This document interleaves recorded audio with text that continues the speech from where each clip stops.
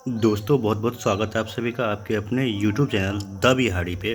दोस्तों आज यानी कि संडे का दिन और सुबह सुबह एक बहुत ही चौंकाने वाला न्यूज़ आप लोगों के सामने आया है, जिसको देख करके खास करके STET 19 के अभ्यर्थी जो माध्यमिक और उच्च माध्यमिक में शिक्षक बनने का ख्वाब सजाए हैं, उनको एक बहुत ही ज़ोरदार झटका लगा है।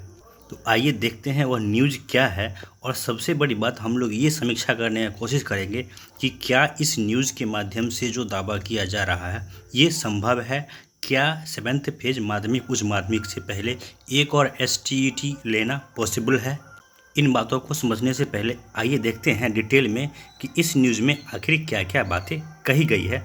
देखिए इसका हेडलाइन जो बनाया गया इसमें कहा गया है हाई स्कूलों में 7वें चरण के शिक्षक भर्ती से पहले होगी STET, यानी कि अब जो STET होगा इसे आप STET 22 का नाम दे सकते हैं। साथ ही देखिए इससे ऊपर कहा गया है भास्कर ब्रेकिंग, शिक्षा विभाग ने बिहार विद्यालय परीक्षा समिति को STET कराने का दिया निर्देश, कहा शेड्यूल जारी करें। यानी कि इस समाचार पत्र को अगर हम लोग भरोसा करें, इनकी बातों को माने तो शिक्षा विभाग की तरफ से BSEB को इसके लिए ऑलरेडी दिशा निर्देश दिया जा चुका है। इसके आगे देखिए इसमें कहा गया उच्च और उच्चतर माध्यमिक स्कूल में शिक्षक बनने के लिए पात्रता परीक्षा ली जाएगी। शिक्षा विभाग ने बिहार विद्यालय परीक्षा समिति को STET के लिए शेड्यूल जारी करने के लिए कहा। संभावना है कि STET 22 का रिजल्ट जारी होने के बाद ही हाई स्कूलों में 7वें चरण के तहत शिक्षकों की बहाली होगी। STET 19 में कॉमर्स के अभ्यर्थी शामिल नहीं किए गए थे। अभ्यर्थियों की अपील पर हाई कोर्ट ने कॉमर्स के अभ्यर्थियों के लिए STET आयोजन करने के लिए कहा था। अब शिक्षा विभाग ने कॉमर्स के साथ ही उन विषयों के लिए भी STET आयोजित करने के लिए BSEB से कहा जिन विषय में शिक्षकों की उच्च और उच्चतर माध्यमिक विद्यालयों में अधिक आवश्यकता है।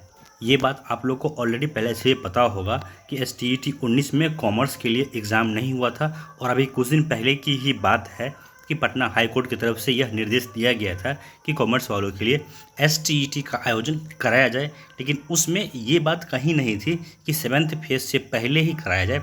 ऐसा निकल के आ रहा था कि 7वें फेज ख़त्म होने के बाद जो संगीत के टीचर हैं यानी जो म्यूज़िक के टीचर हैं उनके लिए और बाकी अन्य सब्जेक्ट के लिए एक STET कराई जाएगी, लेकिन वह STET 7वें फेज के बाद कराने की बात निकल के आई थी। अभी जो चल रहा है आप लोग को पता है, अभी जो जस्ट ख़त्म हुआ है मानसून सत्र, इससे पहले जो सत्र चल रहा था उसमें शिक्षा मंत्री ने खुद कहा भी था कि 7वें फेज कराने के जस्ट बाद हम लोग एक और पात्रता परीक्षा लेने का प्लानिंग कर रहे हैं। इसमें देखिए जो मुख्य बातें हैं, पॉइंट नंबर 1 में कहा गया है कॉमर्स, भूगोल, हिंदी सहित विभिन्न विषयों के उच्च माध्यमिक शिक्षक पात्रता के लिए परीक्षा। सेकेंड पॉइंट में कहा गया है विभिन्न विषयों में 33,000 पदों के लिए शेड्यूल जारी करने के लिए कहा गया। और यहाँ पे देखिए थर्ड पॉइंट में कहा गया है इसके पहले STET 19 ली गई थी, इसमें 33,675 मेरिट लिस्ट में और 52,000 क्वालिफाइड थे। चौथा पॉइंट कहा गया पहली STET उसका सेकेंड और थर्ड कब लिया गया।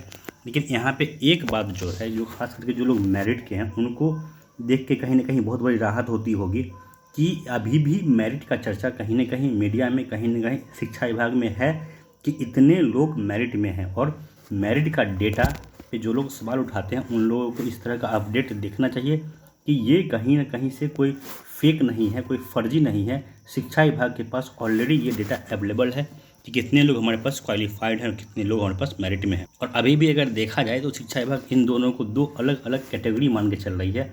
एक कैटेगरी वो है जो मेरिट में है और दूसरा कैटेगरी वो है जो सिर्फ क्वालिफाइड है। इसके बाद देखिए जो सबसे बड़ी चिंता का विषय है वो ये जो हेडलाइन है इस न्यूज़ का वो है, इसमें कहा गया STET रिजल्ट जारी होने के बाद ही हाई स्कूल में 7वें चरण के शिक्षक बहाली की संभावना।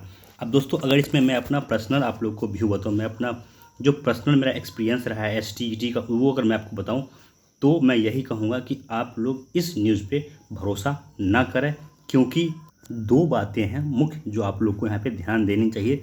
देखिए एक बात जो यहाँ पे कहा गया है 33,000 पद के लिए STET कराई जाएगी। तो देखिए इससे पहले जो STET हुआ था जिसे हम लोग STET 19 के नाम से जानते हैं, उसमें लगभग 37,000 के आसपास की सीट का वर्णन था और इसी को लेकर पटना हाई कोर्ट में केस हुआ था। और जो केस, जिस केस को हम लोग मेरिट के केस के नाम से भी संज्ञा देते हैं, उस केस में जो जजमेंट दिया गया और उस केस को जो खारिज किया गया, उसको खारिज करने के पीछे जो सबसे मुख्य कारण था वो ये था कि सरकार ने वहाँ पे ये मान लिया कि यह सीट हमने वहाँ पे गलती से दे दिया था, ये सीट हमें नोटिफिकेशन में नहीं देना चाहिए था। और इसी सीट के हटने के कारण STET 19 जो कि एक कंपेटिटिव नेचर का एग्ज़ाम था, वो पूरी तरह से एक पात्रता परीक्षा बन के रह गया था। यानी कि आप लोग खुद समझ सकते हैं कि एक बार गवर्नमेंट ने जो गलती की है, तो क्या फिर से अगर मान के चलिए ये न्यूज़ सही है और 2022 STET होने वाली है, तो क्या गवर्नमेंट ने जिस गलती को कोर्ट में एक बार माना था, फिर से वही गलती दोहरा करके फिर से सीट दे करके एक STET करवाएगी? ऐसा इसकी संभावना 0% है। एक कारण ये है कि ये न्यूज़ को आप लोग, इस न्यूज़ को आप लोग खारिज कर सकते हैं, इस न्यूज़ को आप लोग गलत मान सकते हैं। दूसरा और महत्वपूर्ण बात आप लोग खुद देख सकते हैं, यहाँ पे भी कहा गया है, आप लोग को पता भी है कि बहुत ज़ोर शोर से जो अभ्यर्थी हैं वो BTET का डिमांड कर रहे हैं और गवर्नमेंट की तरफ से साफ साफ खारिज कर दिया गया है। अभी मानसून सत्र में शिक्षा मंत्री ने खुद कहा है कि 7th फेज से पहले हम कोई पात्रता परीक्षा नहीं लेने जा रहे हैं। और साथ ही साथ शिक्षा मंत्री ने ये भी कहा था कि हम एक पात्रता परीक्षा लेंगे सिर्फ और सिर्फ फिजिकल टीचर के लिए, क्योंकि फिजिकल टीचर में जितनी सीटें हमारे पास कैबिनेट से अप्रूव्ड है, उससे भी कम अभ्यर्थी एलिजिबल हो पाए थे। इसको आप लोग STET में भी जोड़ के कुछ लोग कहेंगे कि STET में भी ऐसा बहुत सारा सब्जेक्ट है जिसमें सीट से कम अभ्यर्थी पास है, लेकिन ऐसा 1-2 सब्जेक्ट के साथ है।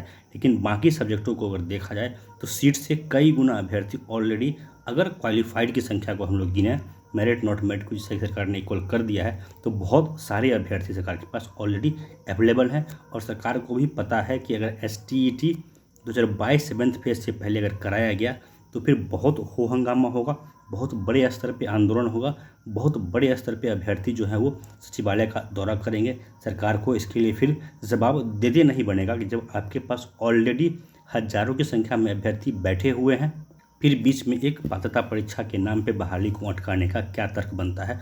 और अगर आप लोगों ने हमारे चैनल को अगर फॉलो किया होगा सही से, या फिर अभी मानसून सत्र में शिक्षा मंत्री ने जो बातें कही है उनको अगर आप लोगों ने गौर से सुना होगा, नहीं सुना होगा, तो इसी चैनल पे आपको द बिहारी पर पूरा वीडियो मिलेगा।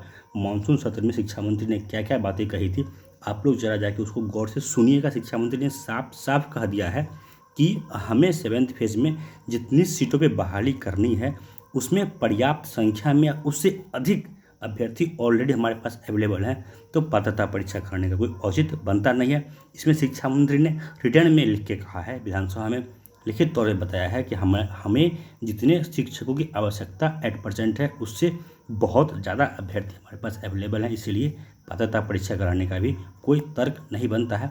और एक और सबसे महत्वपूर्ण बात आप लोग देख सकते हैं, आप लोगों ने गौर भी किया होगा कि हिंदुस्तान जो कि बिहार का सबसे प्रमुख समाचार पत्र है, अगर प्रिंट मीडिया की बात करें, उसमें यह न्यूज़ नहीं छापा गया है। अगर बिहार सरकार शिक्षा विभाग में कोई भी डिसीजन होता है तो हिंदुस्तान न्यूज़ में ज़रूर छपता है। तो यही उम्मीद करते हैं, और आप लोग भी लॉजिकली अगर सोचेंगे तो इस पाएंगे कि इस न्यूज़ के पीछे कोई तर्क है नहीं। अगर मैं अपनी बात बताऊं तो इस न्यूज़ में कोई लॉजिक नहीं है, और 7th फेज से पहले एक और पात्रता परीक्षा हो, इसका स्पेस कहीं नहीं बन रहा है। पहले 7th फेज होगा, उसके बाद ही कुछ हो पाएगा।